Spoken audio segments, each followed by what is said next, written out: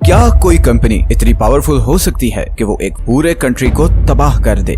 उसकी जमीन, उसके खेत, उसके पीने का पानी, हर चीज को जहर बना दे। हजारों बल्कि लाखों लोगों को जानबूझकर कैंसर का मरीज बना दे। और फिर वो कंपनी इतनी ताकतवर हो जाए कि अपने खिलाफ उठने वाली हर आवाज को पूरे जोर के साथ कुचल दे, चाहे उसके लिए उसे मिलिट्री ही यूज करनी पड़े। दुनिया की बड़ी बड़ी रॉयल फैमिलीज उस कंपनी की बैक पर हो और फिर वो कंपनी पैसा और मीडिया प्रोपेगेंडा यूज करके अपने हर गुनाह पर पर्दा डाल दे, क्योंकि जो कुछ उस कंपनी ने किया है अगर वो खुलकर सामने आ जाए तो पूरी दुनिया हिलकर रह जाएगी। लेकिन अब वक्त आ गया है कि इस कहानी को एक्सपोज किया जाए। सच ये है कि आज की वीडियो में हम आपको बताने जा रहे हैं एक ऐसी ही कंपनी की कहानी जिसने अपने फायदे के लिए लाखों इंसानों की जिंदगी दांव पर लगा दी।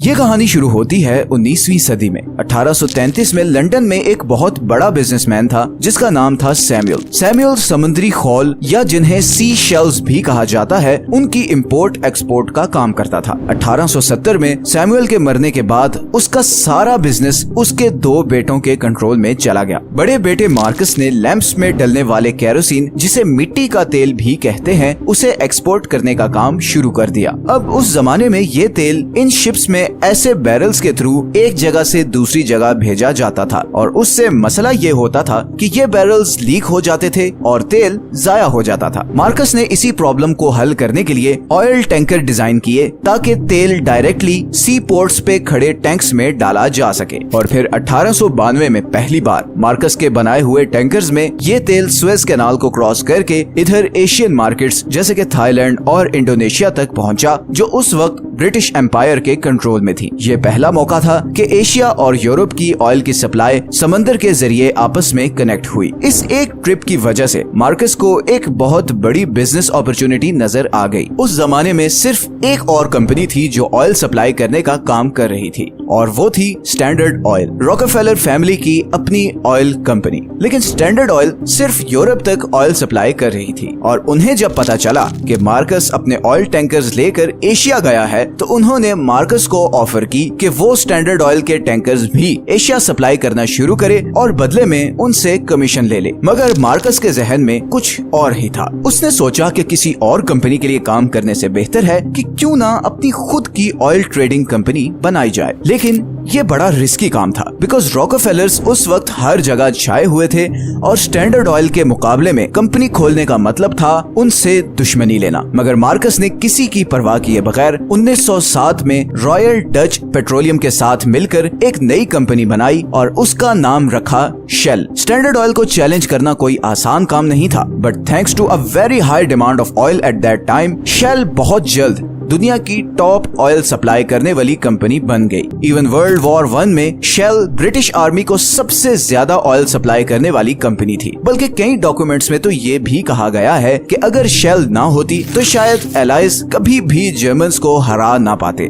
वर्ल्ड वॉर 1 के बाद दो चीजें एस्टेब्लिश हो चुकी थी। एक ये कि ऑयल 20th सेंचुरी का सबसे इम्पोर्टेंट रिसोर्स है, जिसके पास भी ऑयल सप्लाई का कंट्रोल होगा वही दुनिया पे राज करेगा। और दूसरा ये कि शेल अब स्टैंडर्ड ऑयल को बीट करके दुनिया की सबसे बड़ी ऑयल कंपनी बन चुकी थी। लेकिन ऑयल का सबसे बड़ा मसला ये है कि आप अपनी मर्जी से इसकी सप्लाई या प्रोडक्शन बढ़ा नहीं सकते। एक तो ऑयल रिजर्व्स कुछ लिमिटेड कंट्रीज के पास हैं और दूसरा इसे एक्सट्रैक्ट और रिफाइन करना भी अच्छा खासा महंगा काम है। और फिर जिन कंट्रीज के पास ऑयल के रिजर्व्स हैं वो बड़ा प्रोटेक्टिव होते हैं अपने नेचुरल रिसोर्सेज को लेकर। इसीलिए मार्कस के माइंड में इसका सोल्यूशन ये आया कि वो कोई ऐसा कंट्री ढूंढे जिसके पास ऑयल के बड़े रिजर्व्स हों। वो कंट्री अच्छा खासा गरीब भी हो और वहाँ पर ठीक ठाक करप्शन भी हो। ये सारी कंडीशंस सिर्फ एक कंट्री पर पूरी होती थी और वो था अफ्रीका के वेस्ट में लोकेटेड अफ्रीका का सबसे रिसोर्स रिच कंट्री नाइजीरिया। पूरे अफ्रीका के सबसे बड़े ऑयल और नेचुरल गैस के रिजर्व्स नाइजीरिया में हैं। इसी अपॉर्चुनिटी को भांपते हुए शेल ने 1940s में नाइजीरिया में अपनी कंपनी सेटअप कर ली और फिर नेचुरल खूबसूरती से माला माल ये कंट्री प्रॉफिट के लालच और पावर की हवस की भेंट चढ़ गया। शेल ने नाइजेरियन गवर्नमेंट के साथ पार्टनरशिप कर ली ताकि उनके और बिलियंस ऑफ डॉलर्स के प्रॉफिट के दरमियान कोई ना आए। अब आप चाहे लोगों के पीने का पानी या किसानों के खेतों को जाने वाला पानी जहरीला बनाएं, कोई आपको नहीं रोक सकता। किसान खेत जाते हुए डरते थे कि कहीं गलती से उनसे माचिस न जल जाए और सारे खेतों को आग न लग जाए। नदियों में पानी कम और तेल ज्यादा था। कई किसान तो लिटरली इस तेल में तैर कर अपने खेतों तक पहुंचते थे। सारी नहरें तेल की वजह से खाली हो चुकी थी। लोग पानी लेने के लिए नल खोलते तो उसमें से भी तेल निकलता। लोगों में कैंसर फैलना शुरू हो गया। ऐसी बीमारियां फैलने लगी जो पहले किसी ने सुनी भी नहीं थी। खेत बंजर होने लगे और मजबूरन लोगों ने शेल के खिलाफ प्रोटेस्ट्स करना शुरू कर दिए। लेकिन जब गवर्नमेंट ही आपके पार्टनर हो तो प्रोटेस्ट्स आपका कुछ नहीं बिगाड़ सकते। 1990 में शेल के खिलाफ होने वाले प्रोटेस्ट्स पर आर्मी बुलाई गई और निहत्थे लोगों पर गोलियां चलाई गईं और ग्रेनेड फेंके गए। 80 लोग मारे गए और 600 घरों को आग लगा दी गई। इन लोगों का जुर्म सिर्फ ये था कि ये एक कंपनी के खिलाफ आवाज उठा रहे थे जिसने इनके पीने का पानी और खाना उगाने वाले खेतों को जहर बना दिया था, जिसकी वजह से इनके बच्चे कैंसर से मर रहे थे। शेल को इस सारी ट्रेजेडी से कोई फर्क नहीं पड़ा, बल्कि 3 साल बाद ही 1993 में एक नई पाइपलाइन के खिलाफ होने वाले प्रोटेस्ट्स पर शेल के कहने पर नाइजेरियन आर्मी ने डायरेक्ट फायरिंग की, जिससे एक आदमी की मौत हो गई और 11 लोग घायल हो गए। शायद आपके जहन में यह सवाल आ रहा हो कि नाइजेरियन मिलिट्री कैसे एक कंपनी के लिए अपने लोगों पर गोली चला सकती है। तो दोस्तों, शेल सिर्फ गवर्नमेंट ही नहीं बल्कि नाइजेरियन आर्मी जनरल्स को भी हैवी फंडिंग दे रही थी। इसके साथ साथ शेल ने नाइजेरियन आर्मी को state of the art guns, ships और इवन हेलीकॉप्टर्स भी गिफ्ट किए। जब सबका कॉमन इंटरेस्ट एक हो तो फिर प्रोटेस्टर्स की वैल्यू ही क्या रह जाती है। शेल ने पैसे के जरिए सबको खामोश करवा दिया था। सब कुछ शेल के कंट्रोल में था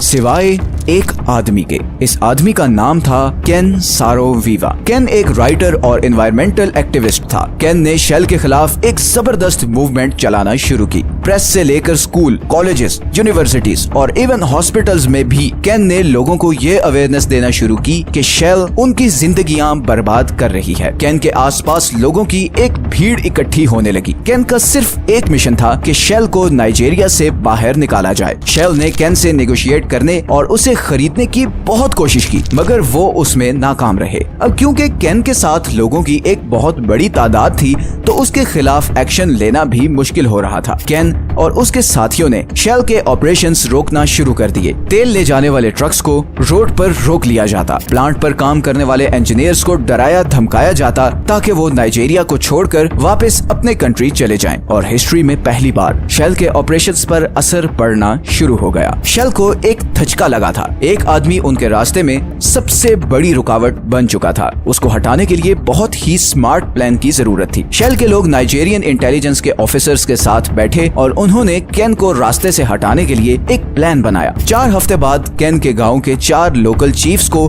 बेदर्दी से कत्ल कर दिया गया और इसका इल्जाम केन और उसके साथियों पर लगाया गया। हालांकि जिस दिन ये मर्डर हुआ, केन उस दिन गांव में था ही नहीं। केन के गांव के चंद लोगों को रिश्वत देकर झूठी गवाहियां दिलवाई गई और फिर 1 साल बाद ही 1995 में केन और उसके 9 साथियों को फांसी दे दी गई। मैसेज बहुत ही क्लियर था, जो भी शेल के खिलाफ जाएगा उसका यही अंजाम होगा। इन 9 लोगों की फैमिलीज ने नेदरलैंड्स में शेल के खिलाफ केस किया और फिर 2017 में 22 साल बाद शेल को इस ट्रेजेडी का आधा कसूरवार ठहराया गया। हालांकि 5 लोगों ने आकर कबूल किया कि उन्होंने शेल के कहने पर केन के खिलाफ झूठी गवाही दी थी। शेल को सिर्फ $15 मिलियन का फाइन करके छोड़ दिया गया। 2018 में दुबई में एक प्राइवेट प्रॉपर्टी डेटा लीक हुआ जिसमें देखा जा सकता था कि शेल ने $1.3 बिलियन की प्रॉपर्टी नाइजीरियन पेट्रोलियम मिनिस्टर और कुछ नाइजीरियन मिलिट्री जनरल्स को गिफ्ट की थी। इसी तरह इस कंपनी ने सिर्फ गवर्नमेंट और मिलिट्री को ही नहीं बल्कि आम लोगों में भी अपना अच्छा इमेज बनाने के लिए ऐसी मीडिया कैंपेन्स की, जैसे कि ये एड। इसमें देखा जा सकता है कि शेल अपने आप को एक ऐसी कंपनी के तौर पर पेश कर रहा है जो एनवायरमेंट फ्रेंडली एनर्जी में इन्वेस्ट करता है। इसी तरह दिसंबर 2011 में 40,000 बैरल्स नाइजर रिवर में लीक हो गए और ये दरिया लिटरली काला हो गया। इस दरिया की सारी मछलियां मर गईं, आसपास के खेत तबाह हो गए, लोगों के पास पीने के पानी का एक कतरा नहीं रहा और बदले में शेल ने सिर्फ ये कहा कि ये बैरल्स लीक होना शेल की नहीं बल्कि नाइजेरियन पेट्रोलियम वर्कर्स की गलती है। 2017 में एक स्टडी पब्लिश हुई जिसमें ये इंकशाफ किया गया कि जो माएं नाइजर रिवर के 10 किलोमीटर के रेडियस में रहती थी उनके छोटे बच्चे के पहले महीने में मरने के चांस 50% हैं और बचने की सूरत में भी फिजिकली और मेंटली डिसेबल्ड होने के चांसेस 40% है। इन सब वाकयात के बाद नाइजेरियंस में शेल के खिलाफ गमो गुस्सा बहुत बढ़ गया, बल्कि अब तो कई ग्रुप्स हथियारों के साथ शेल और नाइजेरियन गवर्नमेंट के खिलाफ लड़ रहे हैं। एक सिविल वॉर की सी सिचुएशन बनी हुई है नाइजेरिया में और उसकी वजह सिर्फ एक कंपनी है। एक कंपनी ने अपनी खुदगर्जी और लालच की वजह से एक पूरे कंट्री को तबाह करके रख दिया है। ये सोचकर ही खौफ आता है कि इंसान पैसे और पावर के लिए किस हद तक गिर जाता है। दूसरे इंसान की जान, माल, किसी चीज की कोई अहमियत नहीं रहती। अभी ऐसे बहुत से राज हैं जिन पर से हमने आगे आने वाली वीडियोस में पर्दा उठाना है। बहुत से ऐसे क्राइम्स हैं और बहुत से ऐसे लोग हैं जिनके जराइम दुनिया के सामने लाने हैं। आपका इस टॉपिक के बारे में क्या ख्याल है? नीचे कमेंट्स में जरूर बताएं। अगर आज की वीडियो आपको अच्छी लगी है तो इसे लाइक और चैनल को सब्सक्राइब जरूर कर दें। मिलते हैं नेक्स्ट वीडियो में एक और इंटरेस्टिंग टॉपिक के साथ। अपना ख्याल रखिएगा। अल्लाह हाफिज।